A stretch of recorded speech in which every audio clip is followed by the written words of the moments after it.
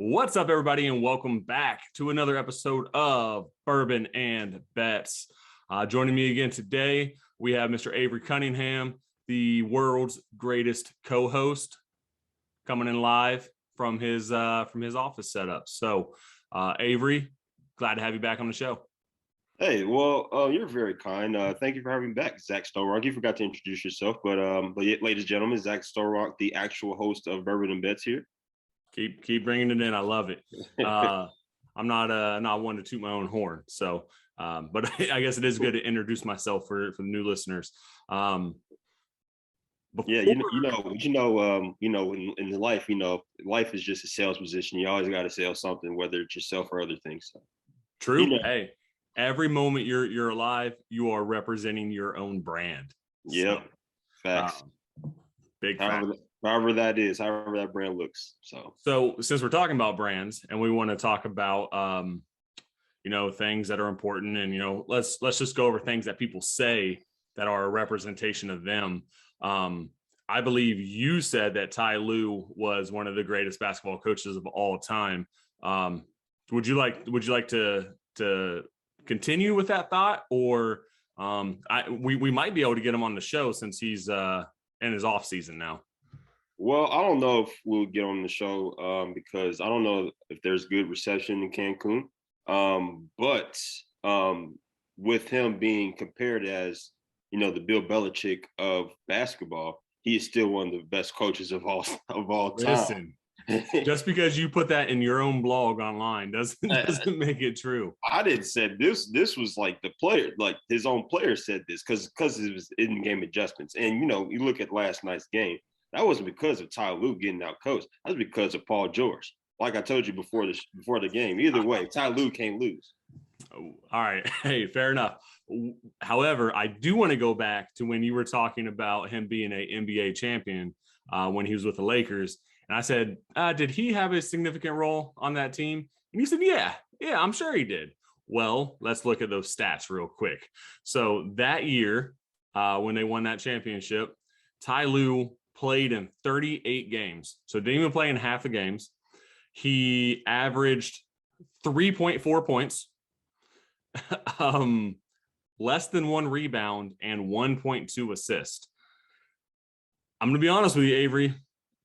Let's see here. That's 2000. I was 11 years old. I probably could have came in and averaged those same stats. Yeah, I don't think so. There's so much more to stats, though. There's always that veteran leadership. You take a look at Udonis Haslem. Look at the impact he's having on the Miami Heat. They are now the number 1 seed of the Eastern Conference. You're gonna say Ty Lue in his 3rd season, where he had totaled 71 games over 3 years, that he has veteran leadership? Hey, I didn't know how old. All right. So I didn't have anything there. So you clearly came prepared. I wasn't. So and that's okay. I'm glad that we could put those stats out there for the listeners. Yeah, appreciate it, Zach. Way to kick a man when he's down. That's what I'm here for. Let's go ahead and jump into today's game. So big game today. Playoffs are officially set. Play-in games are over. The Hawks had a heck of a comeback last night against the Cavs. Cavs played hard. Trae Young is just an absolute dog, though. Showed up when he needed to show up. Was hitting three-point shots from the logo. He just really couldn't be stopped. And really, that Hawks team is pretty scary. It is tough that they have to go up against the Miami Heat. I think that they don't match up well with them, I guess is what I would say. But so they made it in the 8th seed in the East. And then on the other side, the New Orleans Pelicans also had to have a late game comeback to knock off the Clippers. So both of those are set over on that side. The Pelicans are going to have to take on the Suns. I think the Suns might sweep that series, just being honest. Brandon Ingram came out hot last night, but cooled down there towards the end of the game. CJ McCollum didn't have his best game yet, but he played well still. But I just think the Suns, with this much rest time, I think the Suns are going to be tough for them to steal a game from. Before we jump into today's games, you got anything to add about those games last night?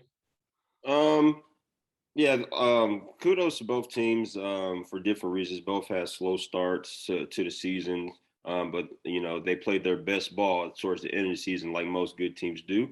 Like Cleveland came out hot yesterday. I think in the first half they might have been like 10 of 21 from three. Markkanen was killing it. Yeah, Markkanen was hitting all the threes. Like Karis LeVert was facilitating, making plays. And then the game eventually slowed down for the Hawks. Trae Young started hitting shots. He ended up finishing. I think it was like 3 of 16 to start, but then he went like that might be I'm sorry. That was the Hawks 3-point numbers in the first half. And then but Trae Young ended up finishing like 13 or 25 from the field with ended up with 37 points. So he had 32, I believe, in that second half. So I mean, kudos to Cleveland for having a good season. They weren't supposed to be there, like your host says, but they had a good year. Darius Garland's, really good players. They weren't healthy. Colin Sexton is, going to be back. Jared Allen, Evan Mobley. Marking and all those guys, have all those guys come back. So we'll see what type of team they have next year. But it was a good season for them. As far as the Western Conference game, it was a little late, so I kind of fell asleep. But so I did catch like some of the end of it when it was tied. I knew that the Clippers outscored the Pelicans by 20 in the third quarter. So I think they were up 10. I think they were up 16 at one point. Then New Orleans ended up coming back and winning that game. So I probably missed a good game. Looks like Brandon Ingram went off. Larry Nance had a really good game too. Like he was clearing up the glass pretty well. And CJ McCollum, I can't remember how many he had, but he's always he's been known to hit big shots in big moments. So kudos to both of those teams. We'll see how they compete. In the 1-8 matchups moving forward. Yeah, I agree. Shout out to all those teams that played hard. Even with the Clippers, as much grief as I'm giving you about Ty Lue, Reggie Jackson played out of his mind, really left it all out there on the court. Yeah, it looks like this past couple of games he's been struggling in the fourth though. He's like known as like Mr. Fourth Quarter, whatever, like throughout the season. But like these past two, against the Timberwolves, I think he had either 2 or 3 points and then three turnovers and like 2 assists in the fourth quarter. And then when I was from the little I was watching, it looked like he was kind of struggling last night as well. But he did have a good season. I truly believe that game is a different game with Paul George. Would have played. But like I said, kudos to all those teams. That was playing last night. It was truly some good games. Yeah, with Reggie Jackson, he went 27, 7, and 8. So really, outside of Marcus Morris, I guess Norman Powell had a decent game too, but he needed to have a great game for them to move on. So yeah, and I agree. I think if Paul George was there more than likely would have been a different outcome to that game. Yeah, but Paul George not being there, that definitely hurt the team. It's still pretty crazy to me that we're seeing health and safety protocols at this point in the pandemic. So yeah, I was so shocked when I seen that. I looked at my phone. And then, you being the Ty Lue hater that you are, I was like, dang it. They better not win this game because I'm not going to quit talking. But and I knew that that's what your mindset was. So when you sent that message, I was like, you better hope that the Clippers don't lose or else I'm not going to let it go. So that's why I came with so much artillery to start the show. Yeah, you're ready. So I appreciate that. All right, let's go ahead and move forward. For today's show, we're going to essentially rapid fire most of these games. We're going to give our picks against the spread or even money line. I'll be sharing spreads and odds for both. But before we do that, obviously I am a Dallas Mavericks fan. So we are going to go a little more in depth with the Jazz Mavericks series. Go through some player props. So far for the play-in games, we've gone 4-1-1 against the spread. unfortunately, some of our player props haven't been that great. They're actually ice cold. The biggest win that we had was the Kyrie Irving double-double. I believe that we had that one at like plus 280 or plus 270. So that one hit. So that was a big one that kind of helped offset some of those missed picks. But yeah, so let's go ahead and jump into this Jazz series here. First things first, Luka's out, strained calf, definitely out today, possibly out for game 2. That's a big blow because when you look at his stat line, I mean, he's averaging 28.4 points per game, 9.1 rebounds, and 8.7 assists. Those are big numbers that have to be made up somewhere. And I mean, Jalen Brunson typically steps up a little bit. He can score some points. And Spencer Dinwiddie coming in off the bench. I don't know who's going to be starting today in Luka's spot. I believe they're going to keep Spencer Dinwiddie on the bench. We might see Josh Green get the start. I haven't really seen completely who that's going to be, but unfortunately, I just don't know if we're going to have the offensive production to make up for that loss of Luka. So today's game is going to be a little tough, but before we get too deep into the analysis, let's go over some of the quick analytics of this game. So we got the 5th seed Jazz, who finished the season with a record of 49-33, traveling to Dallas to take on the Mavericks, the 4th seed, who finished the season with a 52-30 record. The Jazz are favored by 5 points here. And money line is Jazz minus 235 and Mavericks plus 194. And that has shifted a little bit. The odds were a little bit more even as of yesterday, but they do seem to be shifting in the Jazz favor. So against the spread, Utah is 33-46-3. Dallas is 47-33-2. Those numbers, a lot of those games involve Luka. So that's the big difference here. So over under on this game is 209.5. So all that being said, Avery, who you taking in this game? I'm gonna go with the Jazz on this one. With the leading scorer, the leading rebounder, and your leading passer on the bench for today's game, that's going to be tough. So that's not going to be just done by one player. It's going to take a collective effort. So you're going to have so Jalen Brunson and Spencer Dinwiddie. Those are going to be the two that's going to have to carry the team a little bit. So they got to do a lot of scoring, a lot of playmaking. But with the Jazz, Donovan Mitchell, he's been kind of on a roll when it comes to playoff games. I think he's averaging over 30 points in his 10 playoff or his last 10 playoff games. Going back to last season in the bubble. So he's back healthy. Conley's back healthy. They had to trade Ingles to the Pacers. So I liked him. He's tough guy. He can hit big shots, but Jazz got Bogdanovich. I think that's what his name is. Yep. So I mean, he's another guy that can hit shots. So Conley's going to create. Donovan Mitchell's going to create. Then you got Rudy Gobert in there. Mavs kind of struggle against good bigs, so I think that's going to be a key in the game too. So I'm going them tonight. As far as the spread goes, even though Luka's out, that 5-point spread is kind of high, but I think I'm gonna swing with the Jazz on that. Yeah, I'm also going to take the Jazz in this, as much as it kills me. Obviously, I'm being a fan. I'm hoping for the best for the Mavs, but expecting the worst with having Luka out of the lineup. The big reason is because of the big men matchups. I see that smirk on your face. I know you're waiting to come back for something. What? I'm not. I'm surprised. Usually, when it comes to your favorite team, you kind of have blinders on. But hey, I'm glad you're starting to see the light. But blinders, Carson Wentz and Ty Lue, get out of here with blinders.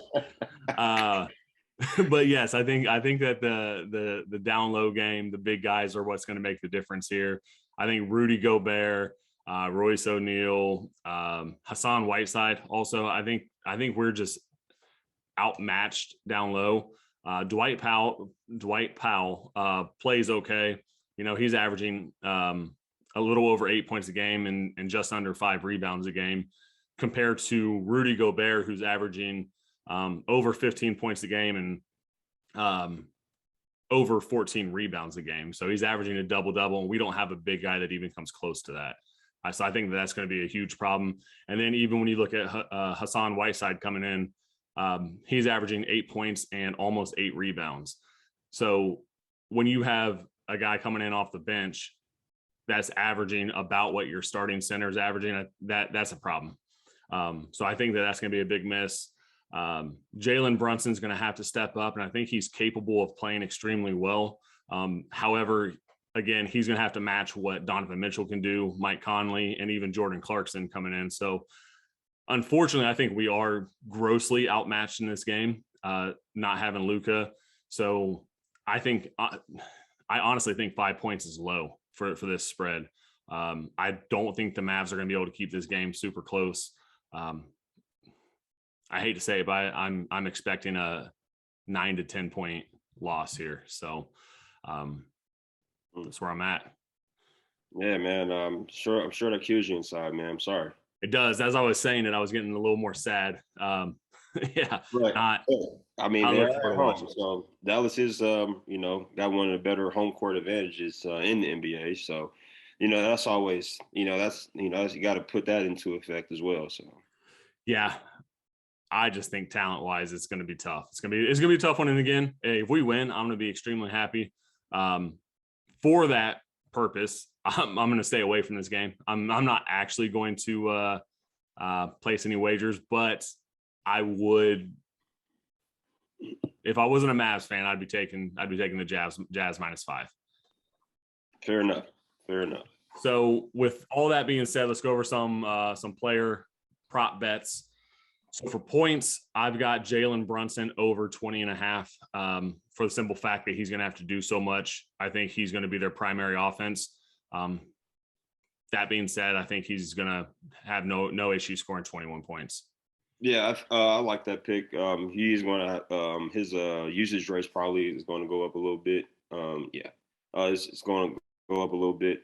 So I imagine him like being able to get over that 21 points. I agree. Dwight Powell, I have him under 11.5 with the guy that's averaging 8.7 on the season going against a defensive presence like Rudy Gobert and even Hassan Whiteside. I don't think he's going to have much of an offensive production today. And you said what was his totals? 11.5. He's averaging 8.7 points a game and 4.9 rebounds. So I'm taking him under 11.5 points. Yeah, I can see that happen. I kind of agree with that. With having him going against Rudy, he's not much of an offensive guy, Dwight. So I mean, I can totally see him not getting that mark. On the flip side, with that matchup, I am going to take Rudy Gobert over 14.5. Again, just because I don't think that the Mavs are going to have an answer down low for the big guys. So I think 14.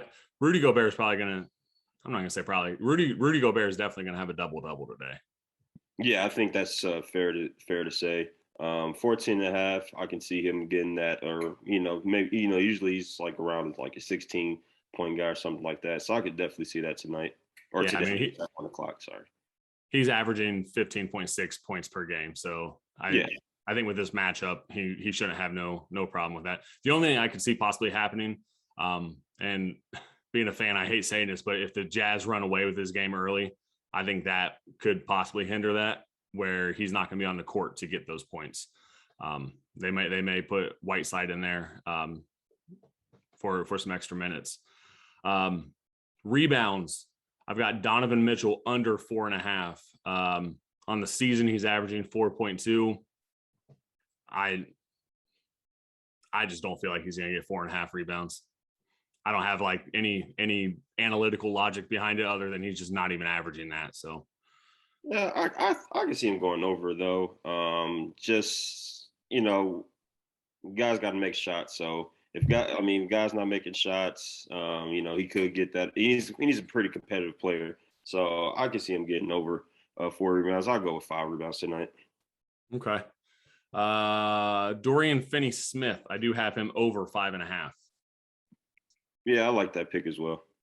Again, I think that somebody's going to have to get rebounds. And I think it's going to, obviously it's him and Dwight Powell, and we have Maxi Kleber as well, but I don't know. I just think asking for 6 rebounds out of Finney-Smith is not unreasonable.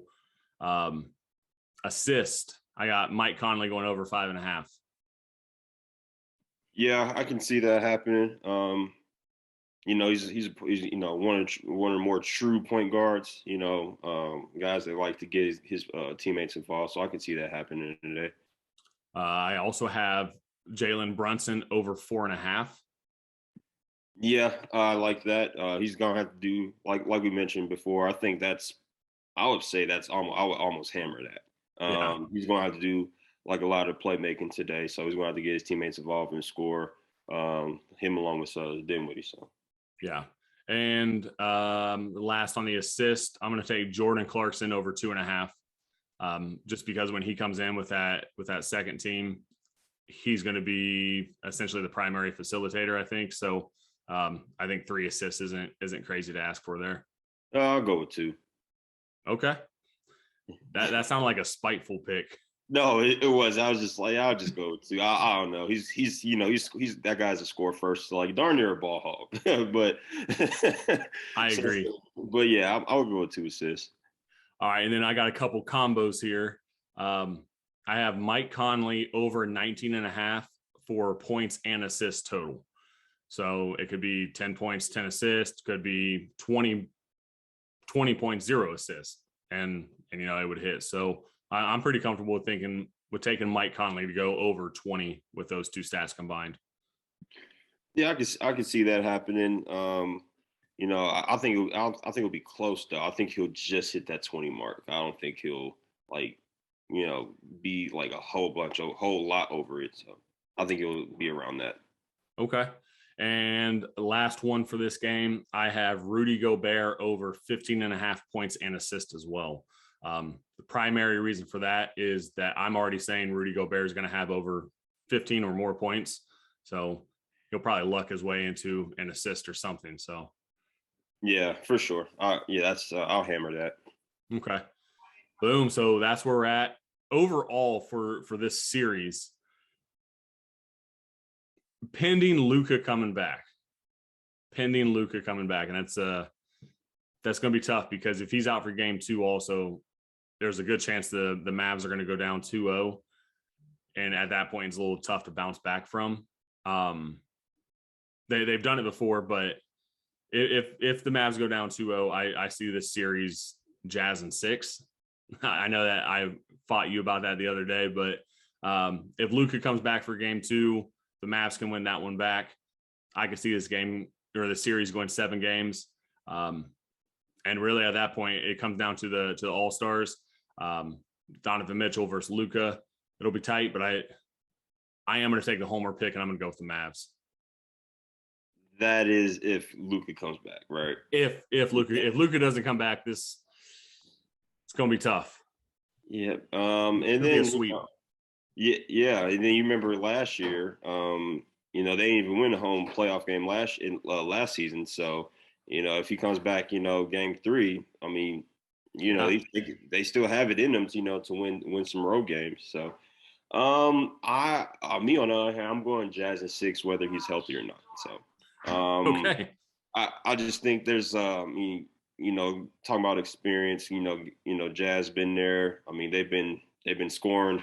Look at last year. They had number 1 seed, lost to Ty Lue and the Clippers, obviously. So I think they're going to win in 6. So. All right, I can't argue that strictly just based off we don't know what's going to happen with Luka. So let's move on. Let's rapid fire some of these other series. So another series going down in the West. We got the Minnesota Timberwolves at the Memphis Grizzlies. We got the Grizzlies favored by 6.5.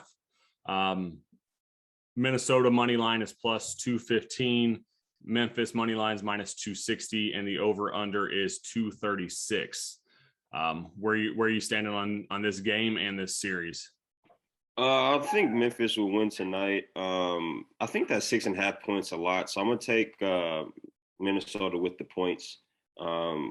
But this is low key going to be one of the better series. I think you got two of the highest scoring teams, like both young teams, like both are relatively healthy.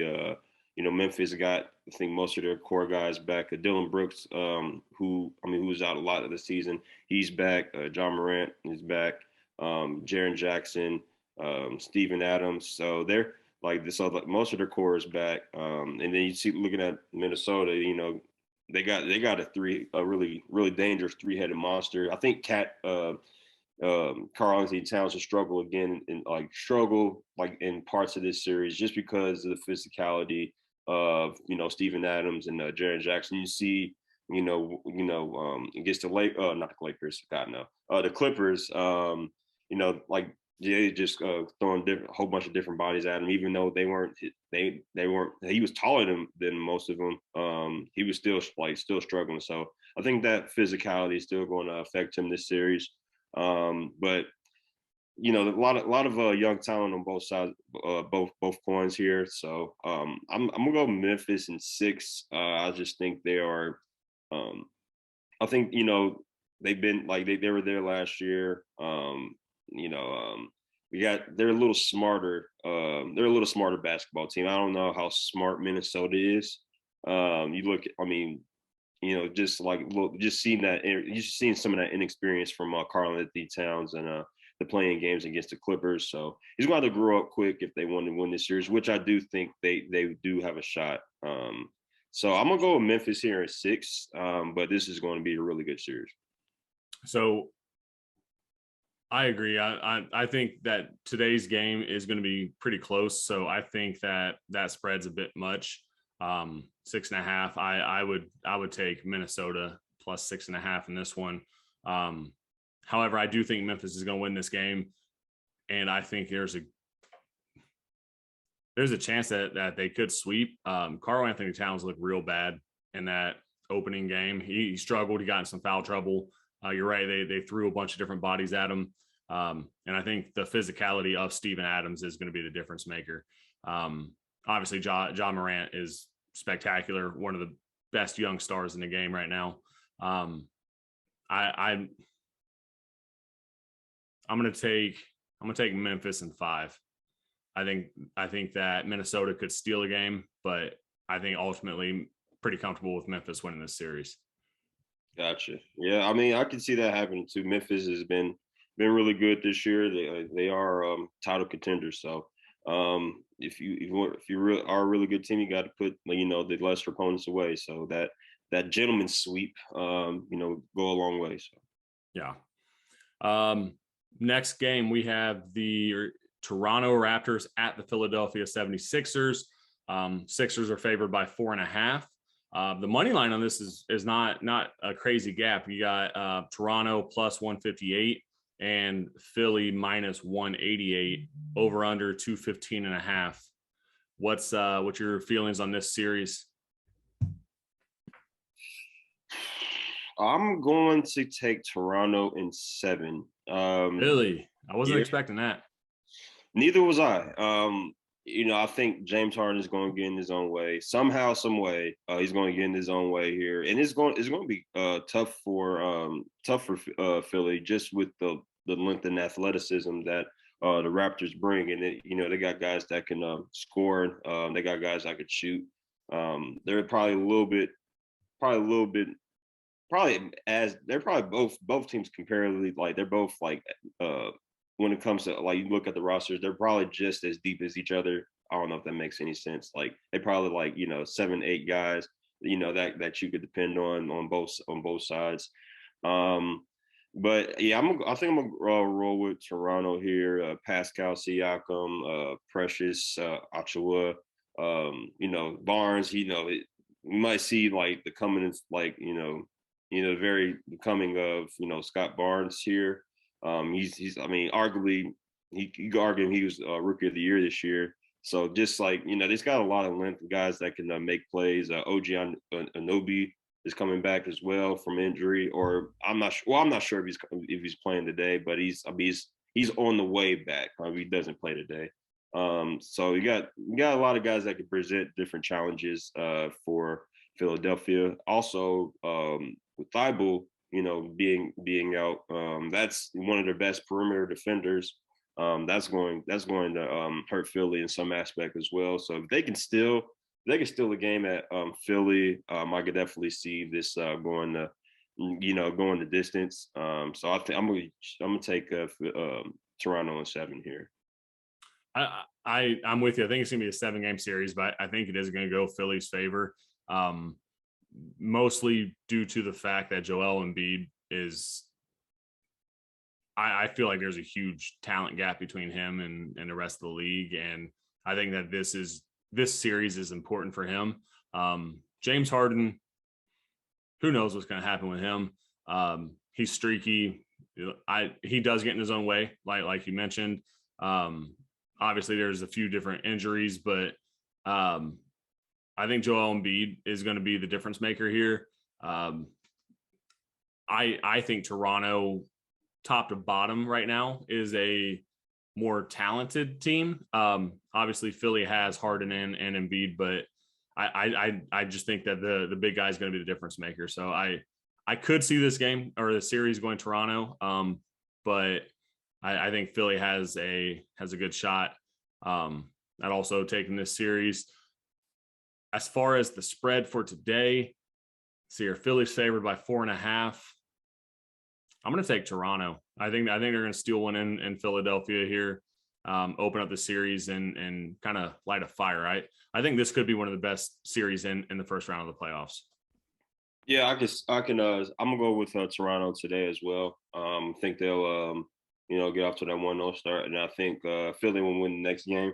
But yeah, well, I'm sorry, I didn't mention like Joel Embiid. Joel Embiid is going to get his regardless. He's going to get his 30 points. He's going to get his his double-digit rebounds. So he's going to get his. He's like pretty much like one of the best playmakers or one of the best offensive skill guys in the NBA. I know 7 foot, however much he is, 240, he's probably maybe 260 or something like that. But his offensive move, his offensive arsenal is it's just crazy. He's mixed in with a whole bunch of the guys we grew up watching. You'll see his move, see some of MJ's moves he made that Joel Embiid can do.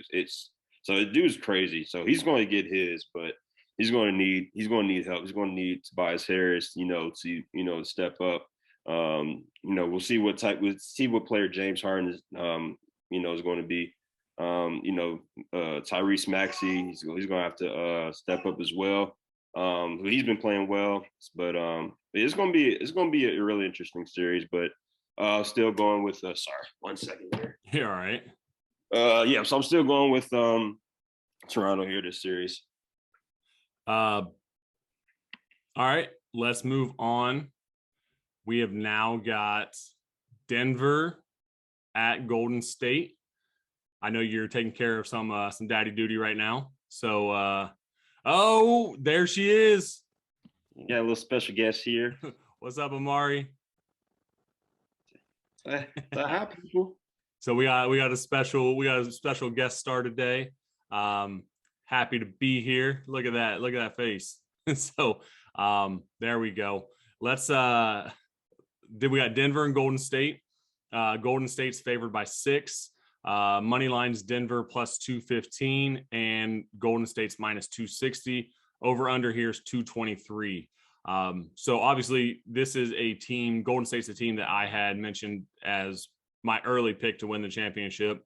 They're back to being healthy. All that being said, for today's game, I'm going to take Golden State minus 6. I don't think the Joker is going to have enough power on his own to will the Nuggets to this win. What's your thoughts on this game? Yeah, I'm on the opposite end of this. I think this 6-point spread is a lot. So I'm gonna take the Nuggets to win tonight. and I'm going to pick them to win this series as well. Yeah, I don't know.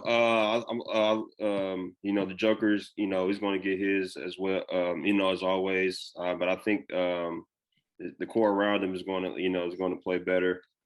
Surprisingly, than Golden State. But if I could be wrong, but if Clay, keeps on playing how he's been playing as of late. They obviously got Draymond back. Draymond is one of the top 20 players in the NBA. So yeah, I know you don't feel the same way, but it's just my opinion.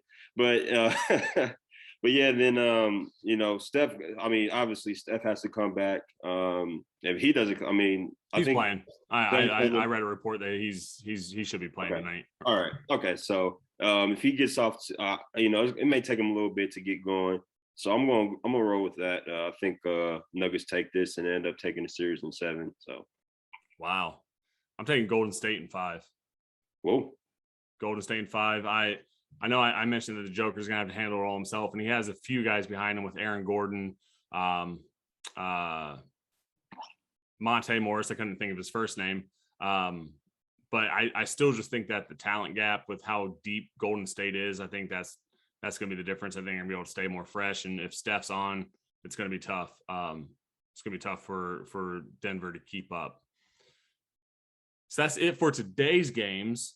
Let's do a rapid fire for Sunday's game. So obviously Sunday's Easter. We're not going to be recording an episode. So we'll just go through this really quick. So for tomorrow's games, we're going to kick things off. Oh no. My app. There we go. We're back. Hey, no worries. Slight technical difficulties. We got the Atlanta Hawks at the Miami Heat. Miami Heat's favored by minus 6.5. Money line is Hawks plus 215. Miami minus 260. Over under 215.5. Quick picks. Who you got? I'm gonna roll with the Heat and 6 here. Maybe 5. But I'm more so 6, just with respect to that boy Trae Young and what he brings to the table. But Miami is one of the better defensive teams in the league. Offense is not aesthetically pleasing all the time, but they end up getting the job done. Tyler Hero, if he has a big series, it's really going to be tough for the Hawks. And also you got to mention Clint Capella. That's a big. I mean, I imagine he's going to miss a game or two, if not more. But that's going to be a big loss. So expect Bam Adebayo to take advantage of that. Obviously Jimmy Butler, aka Jimmy Buckets. He's going to Jimmy Buckets. Yeah, she got real excited for Jimmy Buckets. Yeah, so he's going to make his imprint on the series too. So I think it's going to be a little bit too much for the Hawks to overcome. So I'm going to take the Heat in 6. I like it. Heat in 6.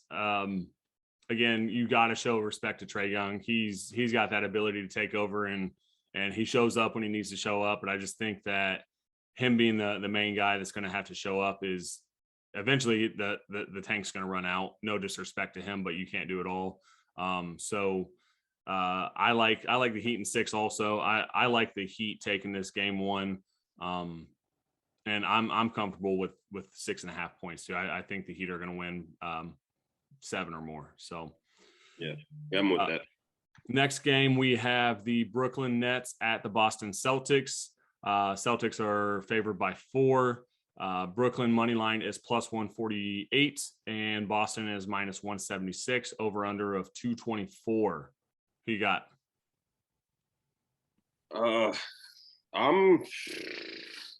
Man, this is, I'm gonna take the Celtics here in 7, but I'm not really too sure. I'm not really the confidence level in that. It's like a 3. Jason Tatum, it's time, buddy. It's I mean, show up. We know you're one of the best talents in the league. Now you going against KD and Kyrie. Yeah, it's time to go, buddy. So Robert Williams is going to, like Bruce Brown said, before KD told him to shut up. Basically, Robert Williams is going to be a big loss. Guy that can move around laterally with the best of them, and definitely a presence down low.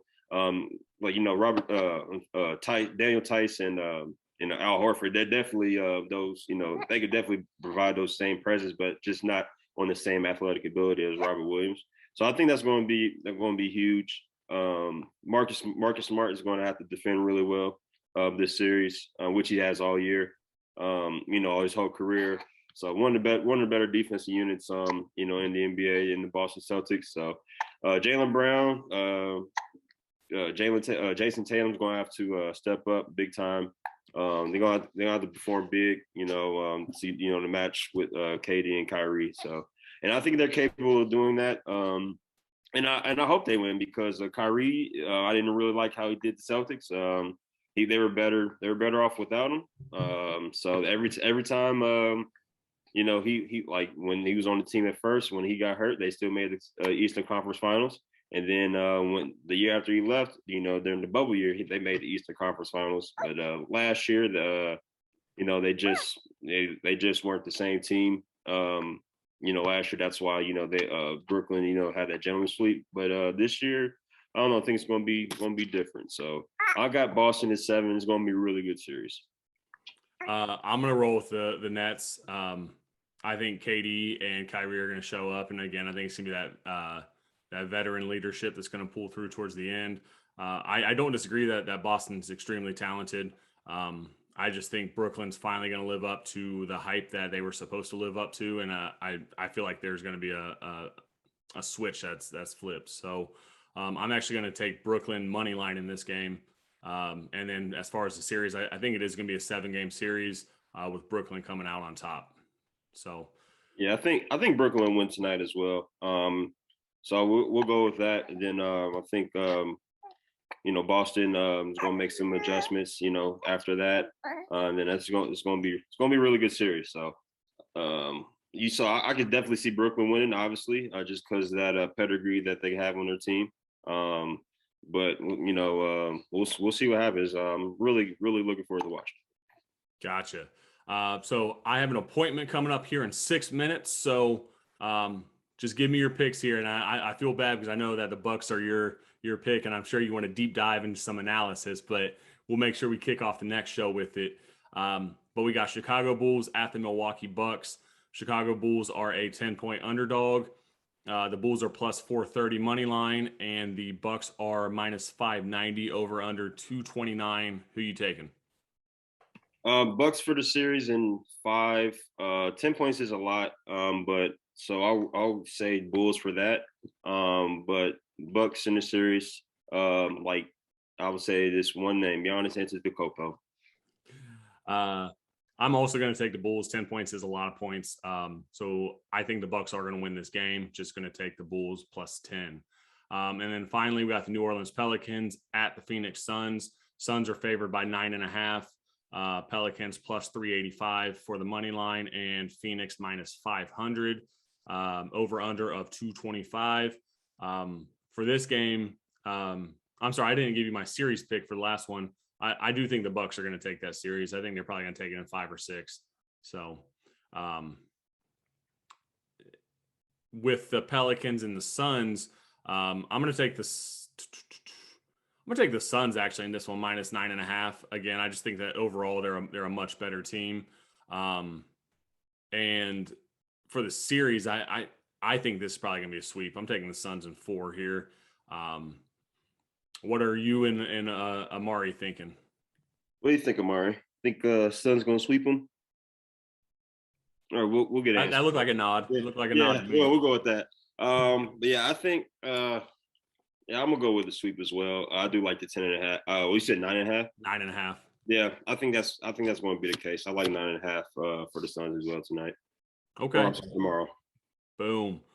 All right. Well, that wraps up the first 2 days of the actual playoffs. Now that the playoff or play-in games are over, hopefully we keep up our success here with some of our picks. Obviously, like I said, we are 4-1-1 against the spread, and by we I mean me. I don't think you agreed with all of my picks, but feel free to tell me right now. I'm hot there.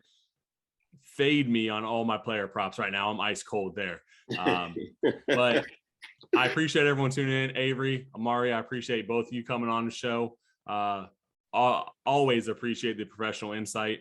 If you're watching the show and you enjoy it, please do us a favor and hit the subscribe button on YouTube. If you're listening to us, please go check out YouTube. YouTube is, when it comes to analytics and different things like that, YouTube's definitely a bigger platform. But if you're listening via podcast, we appreciate you as well. If you enjoy the show, tell a friend. Also, if you really enjoy the show and you want to support us on any of the podcast links in the show notes down at the bottom, there's a link where you can sign up to support the show monthly, whether it's 99 cents, $4.99. I think I can't remember what the other amount is, but obviously we appreciate all of that. If you choose to do so, it definitely helps propel this show forward with what we're able to do. But that's all we have for today's episode. Avery, thank you again. Any last thoughts from you and Amari? Nope. Just waiting, ready to watch some good, meaningful basketball. One of the better times of the year. NBA playoffs. Boom. The only thing better is the NFL playoffs. Yeah. Fingers crossed. This NBA is not going to top what the NFL did this year. Like, there's no better reality shows than the NFL. So. But it's going to be good nonetheless. So. Absolutely. Well, again, I appreciate you, Avery. Listeners out there, we appreciate you, and we will see you on the next episode.